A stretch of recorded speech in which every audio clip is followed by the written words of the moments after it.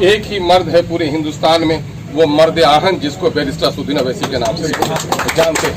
इनके साहब एमआईएम ने कम से कम ये काम तो ये कर दिया है कि इक़्तिदार से सवाल पूछने का हिम्मत नौजवानों में दे दिया है। आज अल्हम्दुलिल्लाह हमारा एमआईएम का कोई भी नौजवान हो, चाहे कलेक्टर का ऑफिस हो या सीओ बीडीओ का ऑफिस हो, सीना तान कर अगर अपने समाज के दुख की आवाज को कोई बुलंद करता है तो उसमें से 100 में से 99 आदमी एमआईएम का होता है। कांग्रेस की राजद तो कांग्रेस के गोद में है, एनसीपी तो कांग्रेस के गोद में है। अगर वो अलग हटके है तो बोलिए। आज 4 विधानसभा 4 टर्म से 3 टर्म से कांग्रेस और राजद एक साथ मिलकर महाराष्ट्र में शिवसेना के साथ एनसीपी है वहाँ पर, तो हम इनको कैसे सेकुलर कहते हैं? और जब ऐसे लोग हमारी पार्टी में आते हैं तो निश्चित रूप से हमें बहुत मजबूती मिलती है। पार्लियामेंट में अगर आईन हिंद के साथ कोई खिलवाड़ किया जाए, चाहे तलाक बिल हो, चाहे लिंचिंग बिल हो, एनआरसी एनपीआर का मामला हो, अगर हर जगह से कोई बात उठती है तवानाई के साथ, तो एक ही मर्द है पूरे हिंदुस्तान में, वो मर्द आहन जिसको बैरिस्टर असदुद्दीन अवैसी के नाम से जानते हैं।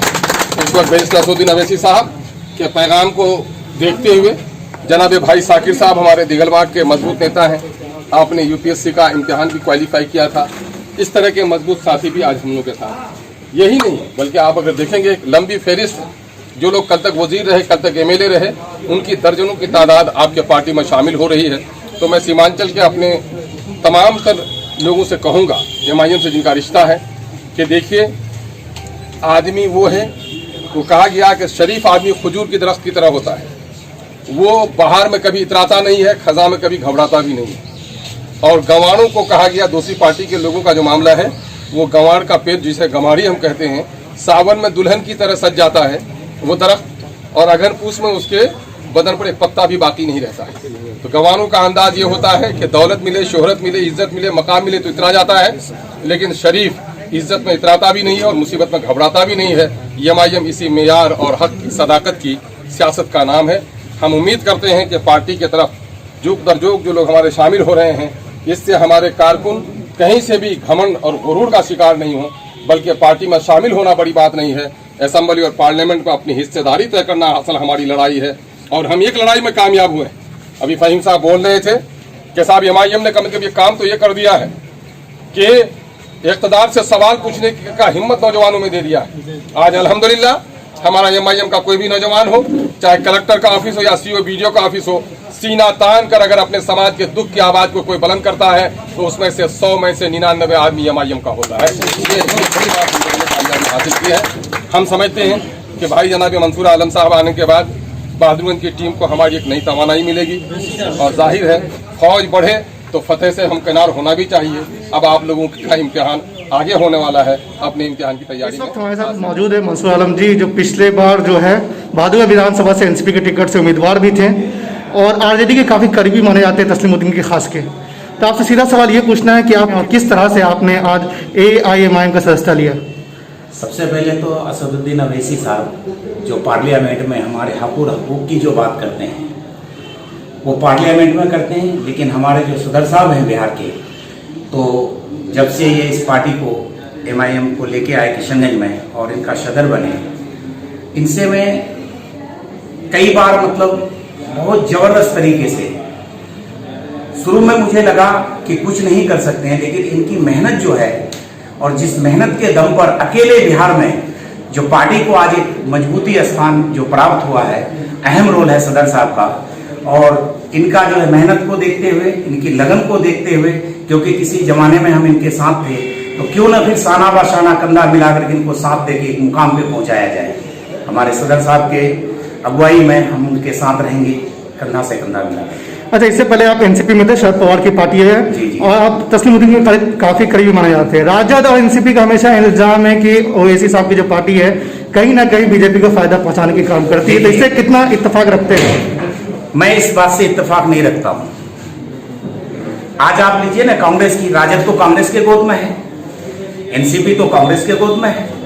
अगर वो अलग हटके है तो बोलिए। आज 4 विधानसभा 4 टर्म से 3 टर्म से कांग्रेस और राजद एक साथ मिलकर महाराष्ट्र में शिवसेना के साथ एनसीपी है वहां पर, तो हम इनको कैसे सेकुलर कह दें?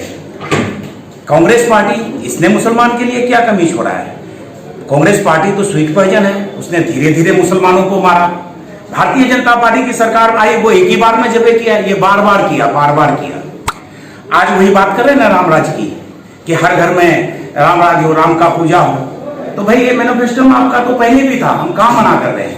ये भारतीय जनता पार्टी को आपने दे दिया था और भारतीय जनता पार्टी से अब आप वापस लेना चाहते हैं। तो आप लोग एक ही हंडी के चट्टे बट्टे हैं। वो अवैसी साहब मुसलमानों की हक और हकूक की बात करते हैं, सिर्फ मुसलमान की क्यों, पूरे देश के हिंदू और मुस्लिमों की बात करते हैं, दलितों की बात करते हैं। वो अकेले मुसलमान की क्या बात करते हैं। ये राजद वाले, एनसीपी वाले, कांग्रेस वाले, ये तो भारतीय जनता पार्टी का डर दिखा के वोट बैंक बना के रखा है, हमें इस्तेमाल कर रहा है। आज तक हम इस्तेमाल ही हो रहे हैं 70 साल से। अच्छा, मंसूर साहब आपसे जानना ये चाहते हैं कि आपकी जो राजनीतिक जो परिस्थिति थी, किस तरह स्टार्ट हुआ, किस तरह बदला, इसके बारे में कुछ जानकारी दीजिए। राजनीतिक सोच अगर देखिएगा तो हर इंसान के जीवनी में बचपन से ही आता है। जब मैं प्राइमरी स्कूल में होता था तो मॉनिटर हुआ करता था, हाई स्कूल में हुए तो मॉनिटर हुए, कॉलेज में एक जगह रही, समाज सेवा का एक ग्रुप रहा। और हम लोग अभी बाहर भी रहे, दिल्ली भी रहे बहुत दिन, 21 साल का वक्त हमने दिल्ली में गुजारा। वहाँ भी जो बिहार के लोग थे, इनकी जो परेशानियां होती थी, उसको दुख और दर्द को दफा करने के लिए, दूर करने के लिए वहाँ भी हमने मेहनत किया। उसके बाद फिर हम आए दिल्ली को छोड़ के, फिर दोबारा किशनगंज की धरती पर जो बहादुरगंज आए, यहाँ से हमने विधानसभा इलेक्शन लड़ा। 2005 में मुझे समाजवादी जनता पार्टी ने टिकट दिया। मेरा किसी कारणवश, अब मैं बोल नहीं सकता, लंबी बात थी वो, मेरा नॉमिनेशन रद्द हुआ था। 6 महीना इंतजार करना पड़ा। 6 महीने के बाद फिर मैं निर्दलीय प्रत्याशी के रूप में बहादुरगंज विधानसभा, जब 33 हुआ करता था, जब इलेक्शन लड़ी। कितना वोट आया था? उस टाइम में 3200 वोट आया था मुझे। अच्छा। उसके बाद 2007 में जनाब अख्तर साहब की अगुवाई में, जनाब तस्लीम साहब की अगुवाई में, साथ में मिलकर, 7 तो 5 से ही थे, लेकिन मुझे टिकट नहीं मिला था, मैं निर्दलीय ले रहा था। फिर अख्तर साहब के साथ और तस्लीम साहब के साथ राजद की टीम में जुड़े। इनको लेके जहां तक हुआ, इन लोगों से मुझे जितना फायदा लेना था अपने विधानसभा के लिए, और वो फायदे हमने दिए। अब आज लोचा पुल देख रहे हैं, तो आप क्या समझते हैं कि जनाब अख्तरुल साहब का रोल नहीं है, तस्लीम साहब का नहीं है? अगर ये लोग नहीं होते तो मुझे लोचा पुल। अच्छा, आप ये नई बात बता रहे हैं लोचा पुल के बारे में? जी। जेडीयू की वजह से हुआ? कैसे जेडीयू की वजह से हो गया? कैसे कहेंगे जेडीयू के? जनाब तस्लीमुद्दीन साहब राजद में थे, हमारे अख्तरुल जी राजद में थे।